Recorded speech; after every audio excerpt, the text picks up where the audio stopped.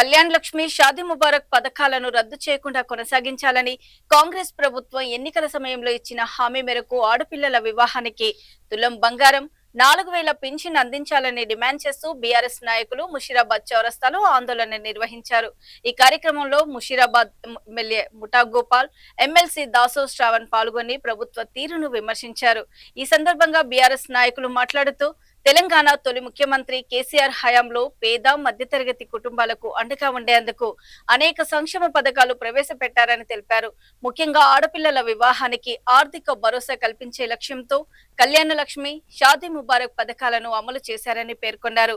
అలాంటి పథకాలను కొనసాగించాల్సిన ప్రభుత్వం వాటిపై నిర్లక్ష్యంగా వ్యవహరిస్తోందని ఆరోపించారు.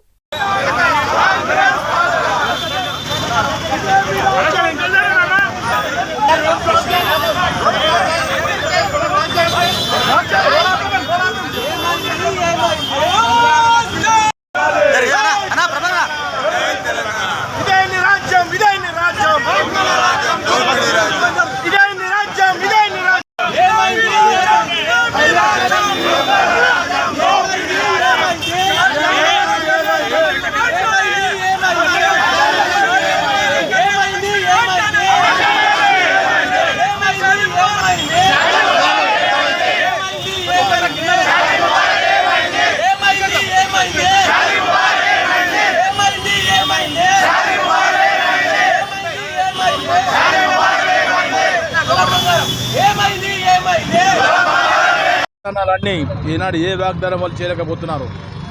ఆనాడు 2014 అక్టోబర్ 2 నాడు మన ఆనాటి ముఖ్యమంత్రి తొలి ముఖ్యమంత్రి కేసీఆర్ గారు పేద ప్రజానికము ఇంట్లో పెళ్లి చేయాలని సిద్ధంగా ఉంటున్నారు.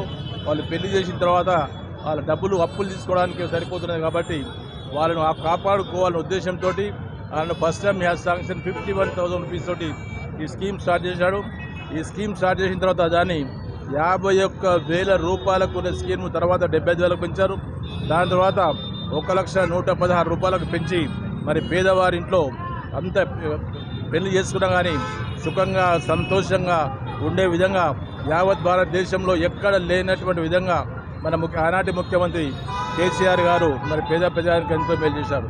మరి అదే మూమెంట్లో మరి ఎలక్షన్ జరుగుతున్న తరుణంలో మరి ఆనాటు మరి కాంగ్రెస్ పార్టీ మరి మేము రూలింగ్కి వచ్చిన తర్వాత మేము కేవలము ఈ డబ్బులతో పాటు ఏదైతే 1,116 రూపాయలు వీటితో పాటు మేము కూడా తులం బంగారం ఇస్తామని చెప్పేసి చాలా ప్రామిస్ చేసిండు ఎవరైతే ఉన్నారో రేవంత్ రెడ్డి గారు.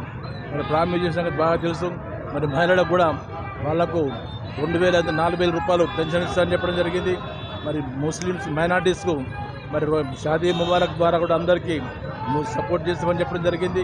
దాని తర్వాత ఈ తులం బంగారం చేయడమే కాకుండా మరి అన్ని రంగాల్లో ప్రతి ఒక్కరికి పేద ప్రజానికానికి ఎన్నో మేలైన కార్యక్రమాలు చేస్తామని చెప్పిన రేవంత్ రెడ్డి గారు ఈనాడు మరి ఏదో కోర్టు కేసులో జడ్జిమెంట్ వచ్చిందని చెప్పేసి ఈనాడు మనం కోర్టు ద్వారా వచ్చింది కాబట్టి ఈ ఏదైతే ఉన్నదో ఈ మన ఈ కళ్యాణ్